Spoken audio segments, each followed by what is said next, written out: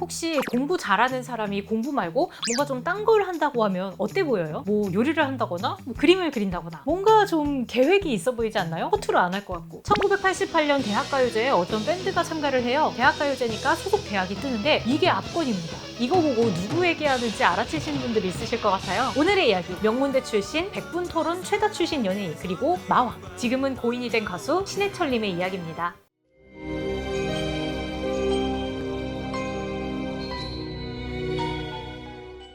처음 신해철님이 세상에 들고 나온 노래, 신해철님 하면 가장 먼저 떠오르는 그 노래, 그대에게죠. 사실 저는 저 노래 나왔을 때 아직 태어나기도 전이었어요. 계산을 해보니까 심지어 저희 어머니 아버지도 아직 만나기가 전이었더라고요. 저 때가 진짜 저한테는 까마득한 노래인 거죠. 근데 저 노래 알아요. 전주만 들어도 뭔가 좀 힘이 차오르는 그런 느낌이에요. 그 외에도 신해철님 하면 민물장어의 꿈이라든지 뭐 우리 앞에 생이 끝나갈 때 뭐 이렇게 진짜 유명한 곡들이 많잖아요. 근데 제 나이 또래라든지 또 저보다 좀 어린 분들한테는 또 이 곡만 한 게 없어요. 라젠카. 정확하게는 라젠카 세이브 어스인데 와, 일단 좀 박수 한번 치고 갈게요. 듣기만 해도 정말 가슴이 웅장해지는 노래죠. 이걸 복면가왕에서 음악대장 하현우님이 불러서 젊은 층에서까지 유명해진 노래인데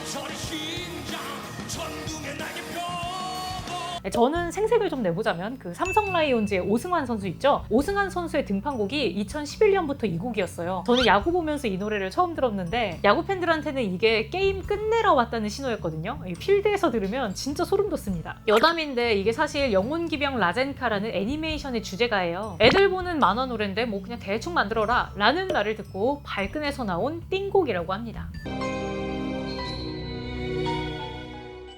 신해철님은 서강대학교 철학과 출신이에요. 그 말인즉슨 음악을 제대로 배워보지 않은 상태에서 대학가요제에 나갔다는 뜻이에요. 물론 부활의 김태원님께 고1 때부터 기타를 배웠다고는 하는데 신해철님이 68년에 태어나서 88년에 대학가요제에 나갔는데 공부 열심히 해서 명문대 간 학생이 뭐 음악을 얼마나 시간을 내서 배웠겠어요. 근데 어렸을 때부터 음악을 많이 접한 건 맞아요. 68년에 태어나서 그 시절에 피아노를 배웠어요. 오, 그럼 그때부터 떡잎이 남달랐던 건가? 피아노 선생님이 그냥 공부만 시키라고 했대요. 초등학교에 가서 클라리넷을 잡았어요. 근데 거기서도 선생님이 너는 인사성도 바르고 공부도 잘하는데 클라리넷은 이렇게 말할 정도였대요. 아니 뭐 자라나는 새싹한테 이렇게 심한 말을 하나 싶은데 반대로 생각하면 도대체 뭘 얼마나 못하면 이런 말을 하는 거지? 싶기도 해요. 그래도 신해철님은 정말 꾸준하게 음악을 좋아하고 듣고 또 밴드도 결성해요. 근데 또 그 와중에 공부도 열심히 해요. 유유상종이라고 하죠. 그렇게 신해철님 곁에 모인 공부도 잘하고 또 음악도 좋아하는 사람들이 모여서 결성한 밴드가 바로 1988년 대학가요제 우승팀 무한궤도예요. 와, 이름 진짜 힙하다. 반전인 게 아버지가 엄청 싫어하셨대요. 음악하다가 뺨까지 맞은 적이 있대요. 그래서 대학가요제 참가 원서 접수를 하고 집에 돌아와서 이제 2부를 뒤집어 쓰고 예선곡을 작곡을 했다고 합니다. 2부를 왜 뒤집어 썼냐면 그래야 소리가 밖으로 안 새어나가니까. 뭔가 되게 짠하죠. 신해철님의 별명이 마왕인데 잘 상상이 안 가는 그림이네요. 별명 얘기 여기서 또 안 할 수가 없죠. 신해철 하면 마왕, 그리고 마왕 하면 신해철이 생각날 정도로 정말 뗄래야 뗄 수가 없는 별명이에요. 이것의 기원은 여러 가지 썰이 있는데 제일 신빙성 있는 이야기를 해드릴게요. 신해철님이 고스트 스테이션이라는 심야 라디오를 진행을 했었는데 그때 컨셉이 어둠의 세계 컨셉이었어요. 하도 늦은 시간에 음침한 컨셉으로 진행을 하다 보니까 팬들 애칭도 어둠의 자식이었는데 어둠의 자식의 수장이면 마왕이 될 수밖에 없는 거죠. 근데 또 워낙 뼈있는 말도 많이 하시고 무대에서 카리스마도 있고 하시다 보니까 이게 마왕이라는 말이 위화감이 없어서 처음에는 그냥 팬들이 주로 좀 부르다가 꼭 수식어처럼 돼버렸어요. 어떻게 보면 이게 좀 오그라들 수도 있는 별명인데 이걸 소화하시네요. 신해철님이 아니면 앞으로는 불가능할 듯 합니다. 신해철님은 노래만 유명한 게 아니에요. 자신만의 철학이 있고 또 그걸 굉장히 조리 있게 잘 설명하는 걸로도 유명해요. 앞서 말했던 것처럼 백분토론에 가장 많이 나온 연예인 타이틀을 가지고 있어요. 백분토론? 거기에 연예인이? 가끔 연예인들이 나오는데 신해철님이 좀 독보적으로 많이 나왔어요. 나와서도 소신 발언을 해요. 간통죄는 폐지해야 하는 법이다 라고 하는데 그러면서 이렇게 말을 해요.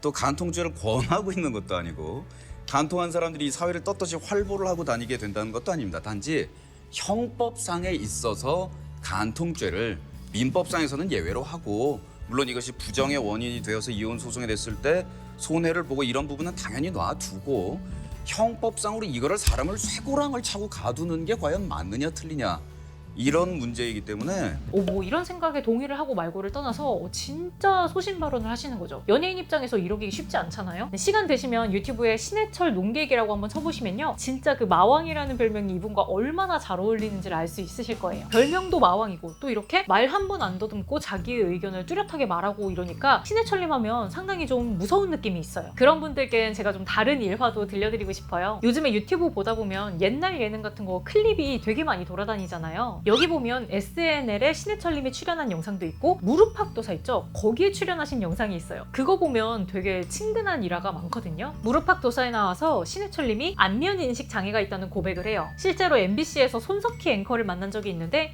키가 크고 안경을 썼고 잘생겼으니까 식용이구나. 근데 왜 얘가 나한테 인사를 안 하지? 생각했대요. 이런 거 보면 또 되게 인간미 넘치고 그러잖아요. 이렇게 본인이 직접 보여주는 것 외에도 후배의 증언도 많아요. 서태지님도 유희열의 스케치북에 나와서 신해철님에 관한 이야기를 한 적이 있는데 당시 신해철님이 다루는 것으로 유명한 악기를 배우려고 서태지님이 신해철님을 찾아갔대요. 처음에는 되게 무서웠대요. 방송국 PD들이랑 싸웠다는 얘기도 듣고 또 카리스마도 있고 하니까. 근데 굉장히 잘 알려주시고 또 친절해서 너무 좋았대요. 후배들한테 한없이 따뜻하다고. 결국 잘 배우다가 왔는데 자기도 신해철님한테 배워서 그런지 PD들이랑 많이 싸운 것 같다고 우스갯소리로 말을 해요. 근데 이 인터뷰를 했을 때가 이미 신해철님의 사후여서 인터뷰 마치고 잠깐 표정이 좀 슬퍼 보이더라고요. 마음이 아프네요. 신해철님은 2014년에 갑작스럽게 우리의 곁을 떠났어요. 진짜 갑작스럽게라고밖에 할 말이 없는 게 2014년 10월 21일 신해철님이 직접 트위터에 일상적인 글을 썼거든요. 당시엔 의료사고다, 암살이다 이런 갖가지 충측들이 굉장히 많았어요. 추적 60분 그리고 그것이 알고 싶다 같은 탐사보도 프로그램에서도 다뤄질 정도였어요. 결국 소송 끝에 4년이나 지난 2018년 5월 의료사고로 인정이 되어서 당시에 집도했던 의사가 징역 1년 실형을 살게 되었어요. 알고 보니 피해자들이 제법 있었는데 진짜 돌팔이었던 거죠.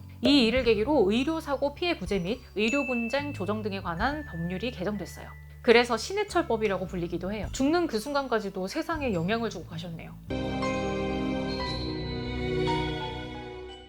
무대에서의 신해철님, 그리고 토론 프로그램에서의 신해철님, 예능에서의 신해철님, 진짜 너무 다른 모습이에요. 노래만 좋은 게 아니라 여러 모습, 거기에 인간적인 모습까지 더불어서 보여줬기 때문에 지금까지도 이렇게 많은 분들이 그리워하고 있는 게 아닐까 싶어요. 오늘은 신해철님이 좋은데 생각보다 좀 덜 떴다라고 말했던 노래 장어의 꿈을 틀면서 이야기 마무리 짓겠습니다. 오늘의 영상이 마음에 드셨다면 좋아요와 구독 부탁드리고요. 저는 마녀스푼의 마녀언니였습니다. 다음 시간에 만나요. 안녕.